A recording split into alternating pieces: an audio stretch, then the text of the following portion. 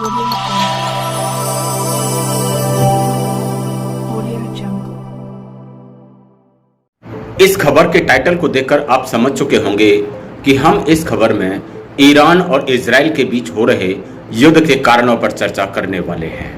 लेकिन सबसे पहले हम इस युद्ध में हाल ही में जो घटा है उस पर चर्चा करेंगे। नमस्कार, मैं रतनपाल भारती और आप देख रहे हैं नेशनल न्यूज लाइन।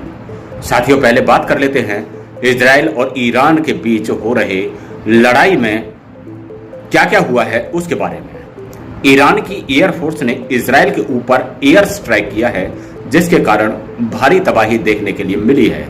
इसके साथ साथ ईरान ने इजराइल के मोसाद ड्रोन वर्कशॉप के ऊपर हमला किया है और साथ ही वहां के कुछ लोगों को भी गिरफ्तार किया है। ईरान के मुखिया खामेनेई ने आज सुबह सुबह बयान जारी किया है और कहा है कि हम और बेहतर तरीके से हमला करेंगे और जियोनिस्ट्स को बर्बाद कर देंगे। अब हम जियोनिस्ट के साथ किसी भी तरह की हमदर्दी नहीं रखेंगे। इसी के साथ तेल अवीव से भी काफी नुकसान की खबरें आ रही हैं और देखा जा रहा है कि बहुत सारा नुकसान ईरान ड्रोन्स के द्वारा यहां किया गया है। भारी संख्या में गाड़ियों को और रिहायशी इलाकों को नुकसान पहुंचाया गया है। यहां पर रहने वाले लोग दरबदर होने के लिए मजबूर हो चुके हैं और उन्हें छुपने के लिए बंकरों का सहारा लेना पड़ रहा है। इसके साथ ही बहुत सारे लोग तेल अवीव छोड़कर बाहर जाने के लिए मजबूर हो चुके हैं। ईरान की हाई क्वालिटी हाइपरसोनिक मिसाइल ने इजराइल की मिलिट्री बंकरों को भी तहस नहस कर दिया है। ये पुख्ता जानकारियां हम आपको दुनिया भर की उन तमाम एजेंसियों के माध्यम से दे रहे हैं जो दुनिया भर में अपनी विश्वसनीयता के लिए जानी जाती है। हालांकि ऐसे समय में होता ऐसा है कि अधिकतर झूठ लोगों के सामने परोसा जाता है, जैसा कि भारतीय मीडिया ने इंडिया और पाकिस्तान के बीच पिछले महीने हो रहे ऑपरेशन सिंदूर के दौरान झूठ परोसा था। लोगों को ऐसे झूठ परोसने वाले लोगों से बचना चाहिए। इजराइल की राजधानी में हो रहे भारी विनाश की तस्वीरों के साथ ब्रेकडाउन बुलेटिन की खबर है कि चीन काफी चिंतित है और ईरान के साथ इजराइल के बीच जो लड़ाई चल रही है उसकी मध्यस्थता के लिए उसने निवेदन किया है। इसी के साथ साथ सैयद अक्सर अली शाह ने तेहरान टाइम्स की एक खबर का हवाला देते हुए बताया है कि ईरान ने इजराइल के F-35 विमान के पायलट समूह को गिरफ्तार किया है, जिनकी तस्वीर ईरानियन स्टेट टेलीविजन जल्द ही लोगों के सामने रखने वाला है।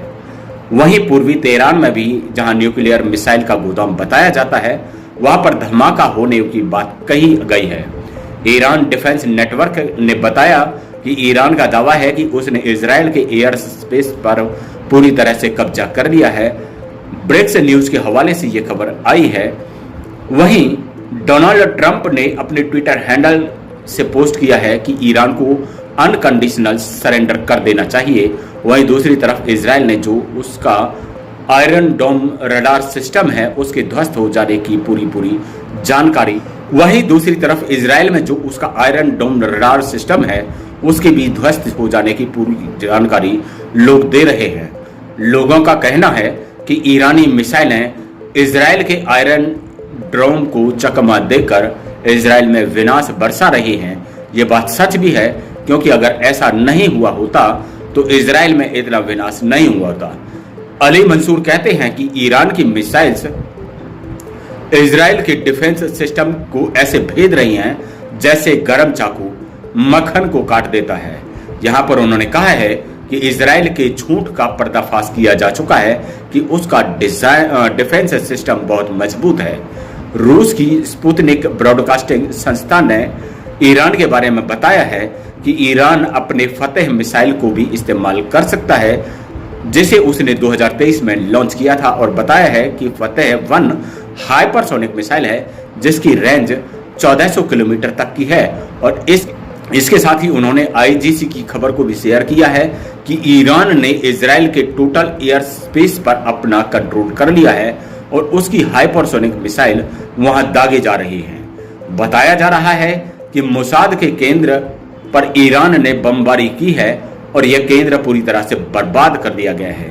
इसके साथ ही यूनिट 8200 को भी ईरान की मिसाइलों ने तबाह कर दिया है। ये दोनों ही केंद्र इजराइल के लिए बहुत ही अहम केंद्र माने जा रहे हैं। मोसाद इजराइल का इंटेलिजेंस सेंटर रहा है और इसके साथ ही यूनिट 82 को भी इजराइल की खुफिया एजेंसी का ही केंद्र माना जाता है। अब ईरान की तरफ से इन दोनों ही केंद्रों को बर्बाद कर दिया गया है। मोसाद के ठिकानों पर छापामारी की जा रही है और वहां से इजराइल के लिए काम करने वाले कर्मियों को गिरफ्तार करने की बातें भी सामने आ रही हैं। लोग सवाल उठा रहे हैं कि इजराइल और ईरान के बीच ये जो लड़ाई चल रही है, इसका कारण कौन है? किसकी ऐसी सोच रही है जिसके कारण दुनिया भर में लड़ाइयों का माहौल बनता जा रहा है? दुनिया के मध्य पूर्व वाले हिस्से में वह कौन सा देश है जिसके कारण यहां अशांति फैली हुई है? असद रोड लिखती हैं, Israel committing side in annexing West Bank, Israel occupying parts of Lebanon and Syria, Israel bombs neighbors at will, Israel has nuclear weapons, Israel bombs Iran killing civilians, world does nothing, Iran retaliates Israel, the world must not be silent। इसी के साथ सवाल उठाया है कि दुनिया की जो महाशक्तियां हैं वो इन सब के लिए ईरान को दोषी बता रही हैं। सवाल बड़ा है क्योंकि पिछले दिनों देखा गया था कि पिछले लगभग 20 महीने से गाजा और फिलिस्तीन के इलाकों में इजराइल किस तरह से हैवानियत करता आ रहा है और किस तरह से अपने नज़दीक के जो पड़ोसी देश हैं उनके लिए खतरा बना हुआ है। इसके साथ ही वी ट्वीट हैंडल से लिखा गया था कि पिछले एक सप्ताह के अंदर ही इजराइल ने गाजा पर बम भी गिराए हैं, सीरिया पर बम गिराए हैं, लेबनान पर बम गिराए हैं, इसके साथ ही ईरान पर हमले किए हैं और वहां लोगों को मारा है। अब वह अपने आप को विक्टिम बता रहे हैं। इस बीच में अमेरिका हमेशा से ही इजराइल का साथ देता हुआ नजर आया है, चाहे वह हमला फिलिस्तीन का रहा हो या दूसरे देशों के साथ इजराइल के बर्ताव का हो या इसके साथ ईरान में चल रहे अब हाल ही के युद्ध के बारे में हो। इजराइल के साथ हमेशा ही अमेरिका का खड़ा होना ये दर्शाता है कि किसी भी तरह से अमेरिका नहीं चाहता कि एशियाई देश अपने ऊपर हो रहे अत्याचार के बारे में इजराइल के खिलाफ खड़े हो जाएं। अमेरिका के राष्ट्रपति डोनाल्ड ट्रंप चाहते हैं कि ईरान बिना किसी शर्त के इजराइल के सामने सरेंडर कर दे। इसके साथ साथ डोनाल्ड ट्रंप ने यह भी खुले तौर पर कहा है कि अब हमारा पूरा कंट्रोल ईरान के आसमानों पर है। ईरान के पास बहुत अच्छे स्काई स्ट्राइकर्स हैं, दूसरे डिफेंशियल इक्विपमेंट मौजूद हैं, इसके साथ साथ बहुत सारे हथियार हो सकते हैं, लेकिन ये कभी भी अमेरिका के बने हुए हथियारों का सामना नहीं कर सकते क्योंकि अमेरिका से बढ़िया हथियार कोई भी देश बना नहीं सकता। वहीं दूसरी तरफ अमेरिकी राष्ट्रपति के इस ट्वीट के जवाब में इजराइल डिफेंस फोर्स का भी ट्वीट आया है और उसका कहना है कि सदर्न इजराइल में चारों तरफ सायरनों की आवाज सुनाई दे रही है क्योंकि वहां ईरान के द्वारा बैलिस्टिक मिसाइल से हमला बार बार किया जा रहा है। तो इसका मतलब ये है कि अमेरिका के द्वारा बनाए गए ये तमाम हथियार इजराइल के किसी काम के नहीं हैं। जिन हथियारों के दम पर अमेरिका इजराइल को उल्लू बना रहा था उन हथियारों की पोल अब खुल चुकी है और इसके साथ साथ दुनिया के सामने यह भी जाहिर हो चुका है कि मध्य पूर्व के देशों को शांति से सिर्फ इजराइल नहीं जीने दे रहा है। वहां हर समय वह किसी न किसी देश के साथ उल्टी सीधी हरकत करता रहा है और वह भी सिर्फ और सिर्फ अमेरिका के हथियारों के दम पर, जिसका परिणाम आज इजराइल और उसकी जनता को भुगतना पड़ रहा है। इजराइल के राष्ट्रपति बेंजामिन नेतन्याहू दर बदर भागते फिर रहे हैं अपनी जान बचाने के लिए। हाल ही में G7 की मीटिंग को छोड़कर के डोनाल्ड ट्रंप बीच में ही वहां से निकल गए थे और माना जा रहा था कि ईरान के राष्ट्रपति खामेनेई को खत्म करने के प्लान पर काम किया जा रहा है। लेकिन वहीं एक खबर और भी हम आपको बता दें हैं कि जो बी नाम के ट्विटर हैंडल से शेयर की गई है उसमें अमेरिकी मीडिया का हवाला देते हुए बताया गया है कि ट्रंप इजराइल का साथ देने के लिए तैयार हैं, लेकिन उनकी टीम में सहमति नहीं बन पाई है। ये एक बहुत महत्वपूर्ण खबर है, इसलिए जो ट्रंप बार बार ईरान को धमका रहा था, सरेंडर करने के लिए दबाव बना रहा था, अब उसकी टीम की तरफ से भी इजराइल का साथ देने के लिए सहमति नहीं बन पा रही है। तो इजराइल को अपनी गलती को मान लेना चाहिए।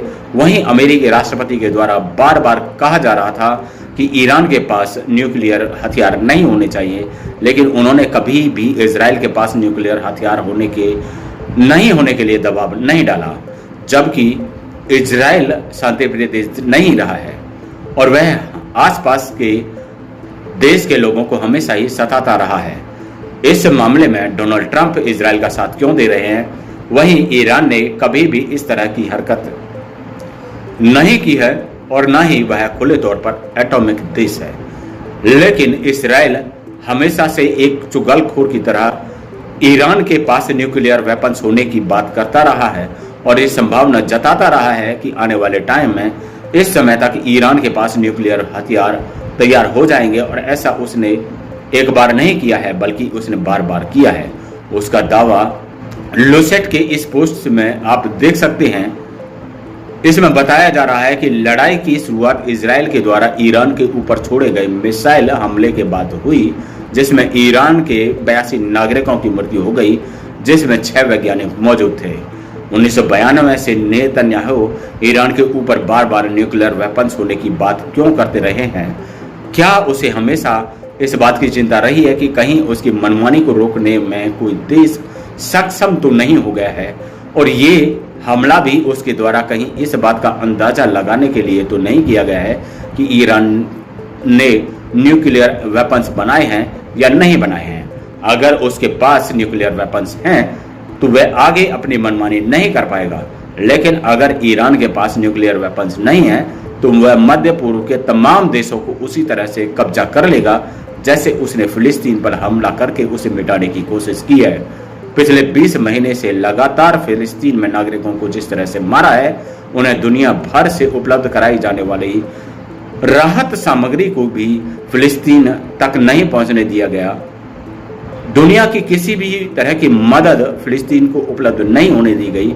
वहां की महिलाओं को, बच्चों को और अस्पतालों को किस तरह से टारगेट किया गया और किस तरह से गाजा पर अत्याचार किया गया, जिसके पास अपना कोई डिफेंस सिस्टम भी नहीं था। इसके बाद सीरिया, लेबनान और अब ईरान पर हमला इजराइल के राष्ट्रपति की इसी मानसिकता को दर्शाता है। इस खबर के बारे में आप क्या सोचते हैं? कमेंट में हमें जरूर लिखें। चैनल पर अगर नए हैं तो इस चैनल को सब्सक्राइब करके बेल आइकन जरूर दबाएं।